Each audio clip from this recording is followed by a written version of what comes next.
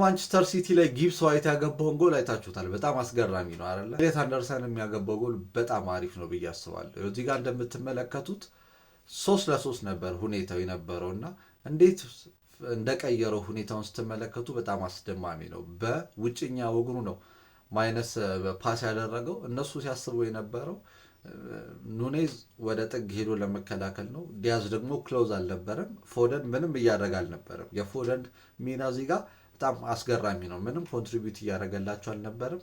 በውጭ እግሩ ሰጠው ከሱ ድጋሚ የተቀበለ ኳሱን ራሱን የሚመች ቦታ ላይ ነበር ያስቀመጠው እና በጥራት ነው ጎሏ የተቆጠረችው። ቺን ጎል አሁን እንዲሁ ስንመለከታት ቀላለች፣ ግን እንደዚህ አይነት ሲቹዌሽን ለመፍጠር ከነበረው ለጎል ለማግባት የነበረውን ሁኔታ ከማይመች ወደሚመች ሁኔታ ለመቀየር የሄደበት ርቀት በጣም አስገራሚ ነው። ቴክኒካል ኳሊቲው በጣም ጥሩ ነው። ከዚህ በኋላ ይሄ ልጅ ትልልቅ ቡድኖች ላይ መጥቶ ምን እንደሚያደርግ ደግሞ ምናይ ይሆናል ማለት ነው። ይመቻችሁ።